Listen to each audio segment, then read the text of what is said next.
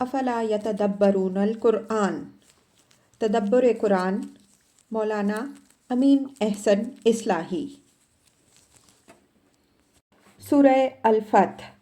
آگے آیات 22 تا 26 کا مضمون۔ آگے مسلمانوں کو اس بات کی اطمینان دہانی فرمائی گئی ہے کہ اگر قریش اس موقع پر جنگ کرتے تو وہ خود ہی منہ کی کھاتے، لیکن اللہ تعالیٰ کی حکمت کا تقاضا یہ ہوا کہ ابھی اس جنگ کی نوبت نہ آئے تاکہ ان مسلمانوں کو کوئی گزند نہ پہنچ جائے جو مکہ میں گرفتار بلا ہیں۔ اسی ضمن میں مسلمانوں کی وہ اخلاقی برتری نمایاں فرمائی ہے جو ان کو اس نازک موقع پر کفار کے مقابل میں حاصل ہوئی، اور جس سے یہ بات ثابت ہو گئی کہ اب قریش کی حمیت جاہلیت کی عمر بہت تھوڑی رہ گئی ہے۔ اس روشنی میں آیات کی تلاوت فرمائیے۔ اعوذ باللہ من الشیطان الرجیم، بسم اللہ الرحمن الرحیم۔ وَلَوْ قَاتَلَكُمُ الَّذِينَ كَفَرُوا لَوَلَّوُا الْأَدْبَارَ ثُمَّ لَا يَجِدُونَ وَلِيًّا وَلَا نَصِيرًا سُنَّتَ اللَّهِ الَّتِي قَدْ خَلَتْ مِن قَبْلُ وَلَن تَجِدَ لِسُنَّتِ اللَّهِ تَبْدِيلًا وَهُوَ الَّذِي كَفَّ أَيْدِيَهُمْ عَنكُمْ وَأَيْدِيَكُمْ عَنْهُمْ بِبَطْنِ مَكَّةَ مِن بَعْدِ مَا أَنْ أَظْفَرَ عَلَيْهِمْ وَكَانَ اللَّهُ بِمَا تَعْمَلُونَ بَصِيرًا هُمُ الَّذِينَ كَفَرُوا وَصَدُّوكُمْ عَنِ الْمَسْجِدِ الْحَرَامِ وَالْهَدْيَ مَعْكُوفًا أَن يَبْلُغَ مَحِلَّهُ وَلَوْلَا رِجَالٌ مُؤْمِنُونَ وَنِسَاءٌ مُؤْمِنَاتٌ لَمْ تَعْلَمُوهُمْ أَن تَطَئُوهُمْ فَتُصِيبَكُم مِّنْهُم مَّعَرَّةٌ بِغَيْرِ عِلْمٍ لِيُدْخِلَ اللَّهُ فِي رَحْمَتِهِ مَن يَشَاءُ لَوْ تَزَيَّلُوا لَعَذَّبْنَا الَّذِينَ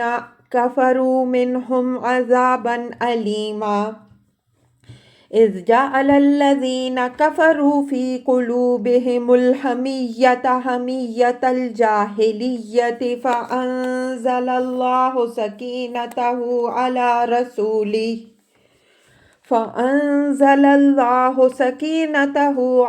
رَسُولِهِ وَعَلَى الْمُؤْمِنِينَ وَأَلْزَمَهُمْ كَلِمَةَ التَّقْوَى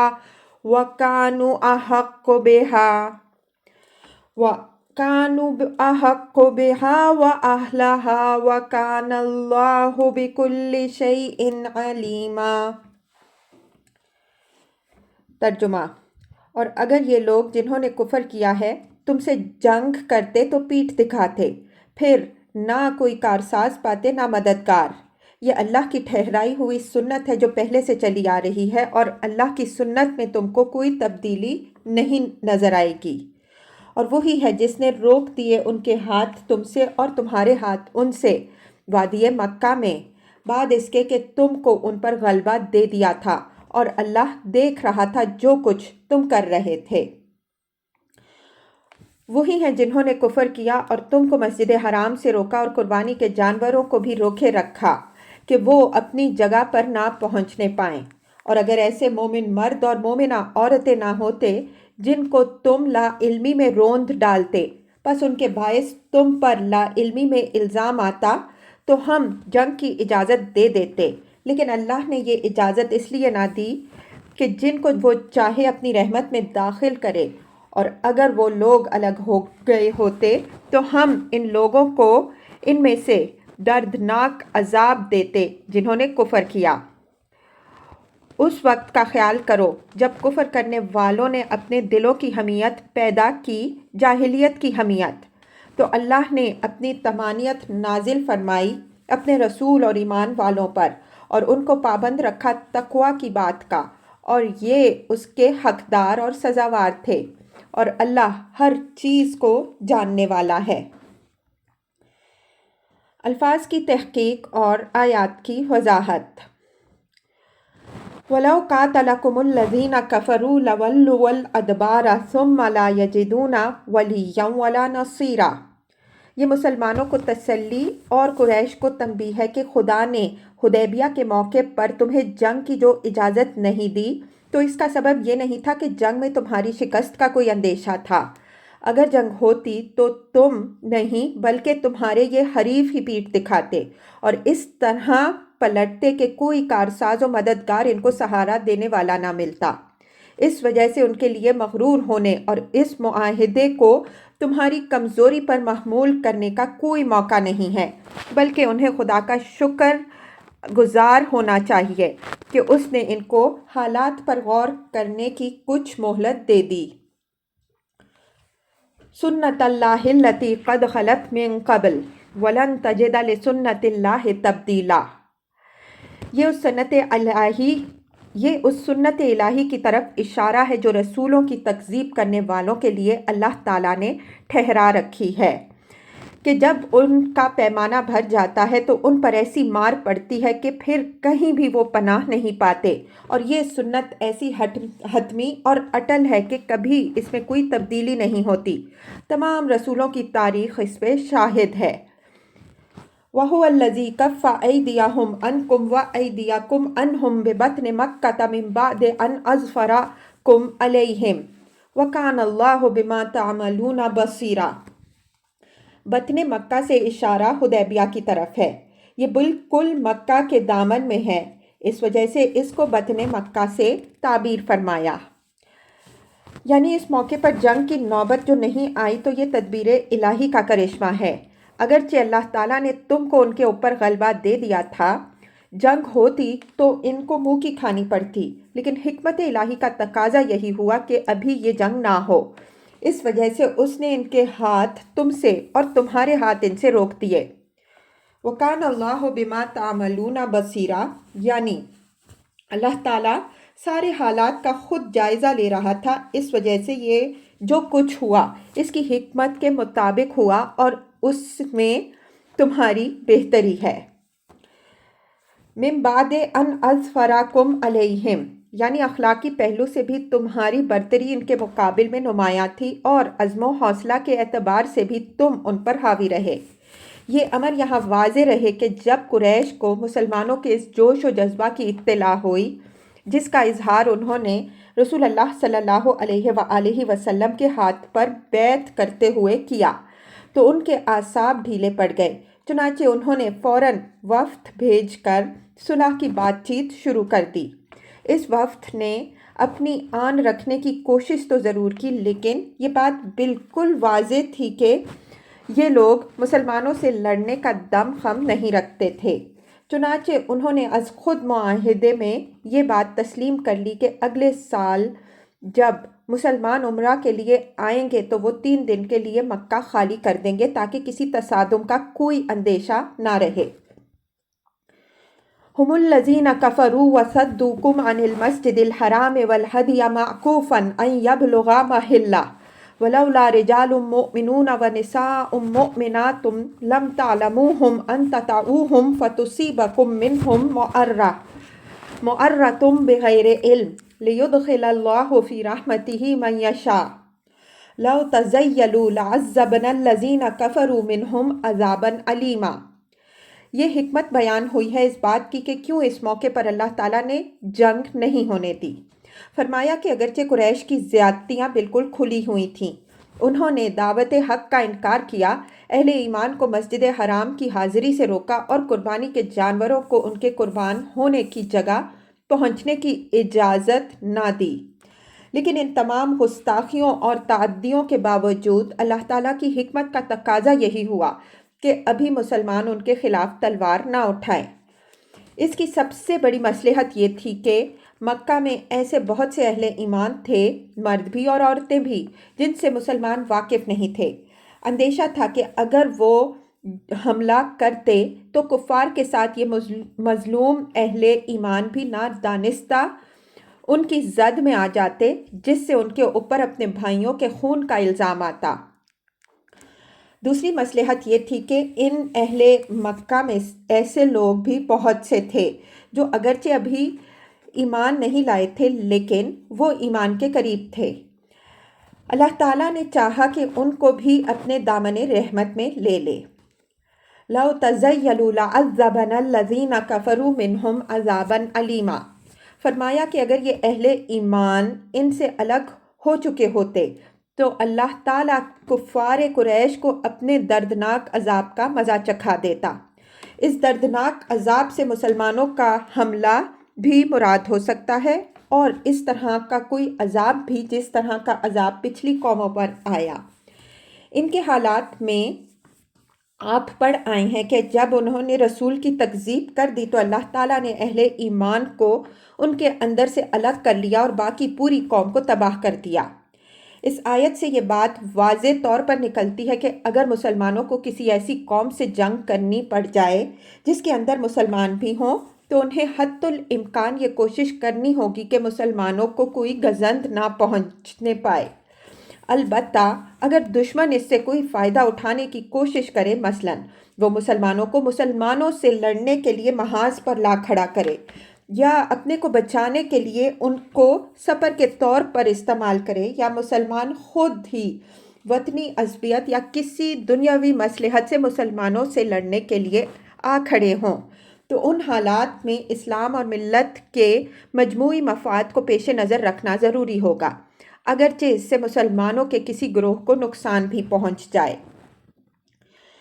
آیت میں خدا کے ساتھ معکوفاً صورتحال کی نزاکت کے اظہار کے لیے ہے کہ باوجود یہ کہ قریش کی یہ حرکت نہایت گستاخانہ تھی کہ بادشاہ کائنات کے حضور میں پیش کرنے کے لیے جو ہدیے لائے گئے ان کو انہوں نے روک دیا اور وہ قربان گاہ تک نہ پہنچنے پائے، تاہم اللہ تعالیٰ کی حکمت کا تقاضا یہی ہوا کہ ابھی ان کو اس گستاخی کی سزا نہ دی جائے تاکہ جو مسلمان ان کے اندر محصور ہیں ان کو کوئی نقصان نہ پہنچنے پائے۔ آیت میں لو کا جواب محذوف ہے اور یہ حذف متکلم کے شدت غضب پر دلیل ہے۔ اس اسلوب کی وضاحت اس کتاب میں جگہ جگہ ہو چکی ہے۔ آگے کے ٹکڑے میں لو تزیلوا الی الآیہ نے اس حذف کو کھول دیا ہے۔ لم تعلموہم ان تطؤہم میں ان تطؤہم کی ضمیر ہم سے بدل پڑا ہوا ہے، یعنی اندیشہ تھا کہ تم ان کو پامال کر دینے سے بے خبر رہ جاتے اور اس طرح بے خبرانہ تمہارے اپنے ہی بھائیوں کا خون خود تمہارے ہی ہاتھوں بہہ جاتا۔ اذ جعل الذین کفروا فی قلوبہم الحمیۃ حمیۃ الجاہلیہ فانزل اللہ سکینتہ علی رسولہ وعلی المؤمنین وَأَلْزَمَهُمْ كَلِمَةَ التَّقْوَى وَكَانُوا أَحَقَّ بِهَا وَأَهْلَهَا وَكَانَ اللَّهُ بِكُلِّ شَيْءٍ عَلِيمًا۔ یہ مسلمانوں کی اخلاقی برتری واضح فرمائی ہے کہ ہر چند قریش نے قدم قدم پر حمیت جاہلیت کا مظاہرہ کیا جس سے مسلمان مشتعل ہو سکتے تھے، لیکن اللہ تعالیٰ نے اپنے پیغمبر صلی اللہ علیہ وآلہ وسلم کو بھی اور مسلمانوں کو بھی یہ توفیق بخشی کہ وہ ان نازک حالات سے نہایت صبر و سکون اور حلم و تدبر کے ساتھ عہدہ برا ہوئے۔ حریف کی اوچھی حرکتوں سے متاثر ہو کر کوئی ایسا قدم انہوں نے نہیں اٹھایا جو اللہ تعالیٰ کی مرضی اور دین کے مصالح کے خلاف ہو۔ سکینت سے مراد یہاں صبر، حلم، لذاذت اور حکمت و تدبر ہے۔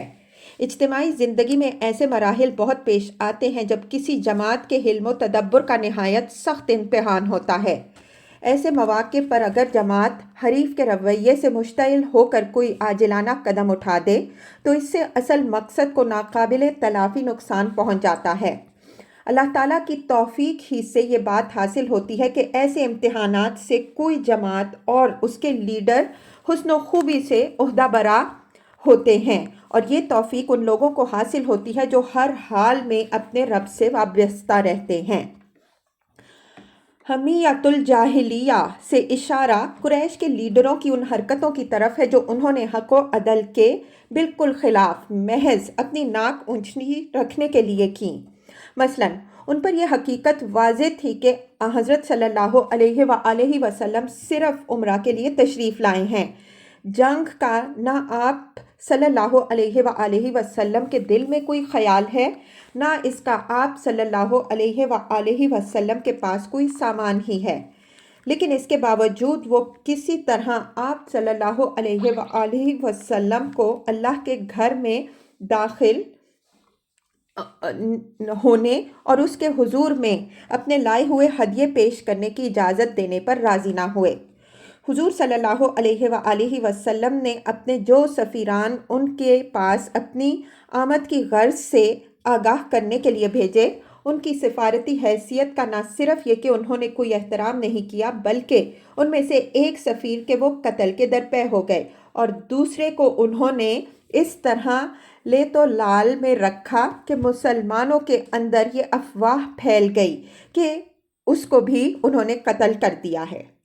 معاہدہ حدیبیہ کی شرائط طے کرنے میں انہوں نے بالکل بے ضرورت الجھنیں پیدا کیں اور ایسی شرطیں اس میں داخل کرنے پر اصرار کیا جن کا کوئی سیاسی فائدہ ان کو حاصل نہیں ہوا۔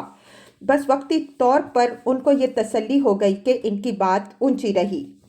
قریش کے اس رویے کا قدرتی رد عمل مسلمانوں پر یہی ہو سکتا تھا کہ وہ اشتعال میں آ کر اینٹ کا جواب پتھر سے دیں، لیکن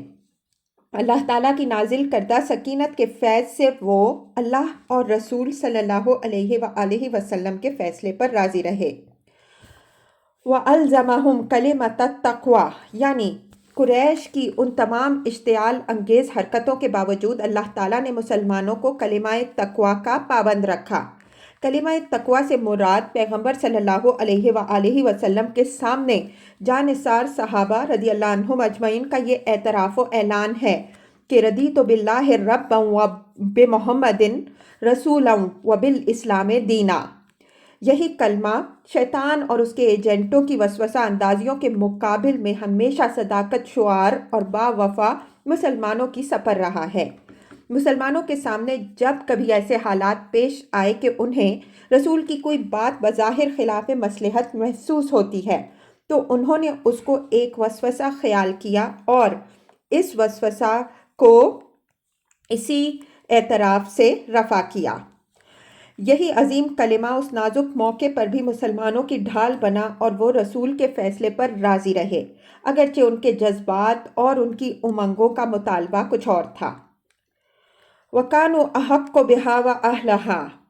یعنی اس کلمہ تقویٰ پر استقامت ہر مدعی کو حاصل نہیں ہوتی، بلکہ انہی کو حاصل ہوتی ہے جو اس کے حقدار اور اہل ہوتے ہیں۔ رسول اللہ صلی اللہ علیہ وآلہ وسلم کے صحابہ رضی اللہ عنہم اجمعین کیونکہ اس کے حقدار اور اہل تھے، اس وجہ سے اللہ تعالیٰ نے ان کو ان نازک حالات کے اندر بھی استوار رکھا۔ اللہ تعالیٰ ان لوگوں کے ایمان کو ضائع نہیں ہونے دیتا جو اپنے ایمان کی قدر کرتے ہیں اور ہر قسم کے حالات کے اندر اس پر استوار رہنے کی کوشش کرتے ہیں۔ وَكَانَ اللَّهُ بِكُلِّ شَيْءٍ عَلِيمًا، یعنی اللہ تعالیٰ اپنے بندوں کے حال سے بے خبر نہیں رہتا، وہ ان آزمائشوں سے بھی باخبر رہتا ہے جن میں وہ ڈالے جاتے ہیں اور ان حالات و احساسات سے بھی پوری طرح آگاہ رہتا ہے جن سے وہ گزرتے ہیں۔ اگر بندے اپنا وہ فرض ادا کرتے ہیں جو ان سے مطلوب ہے تو اللہ تعالیٰ ان کو تنہا نہیں چھوڑتا بلکہ ہر کام پر ان کا مددگار و کارساز بنتا ہے۔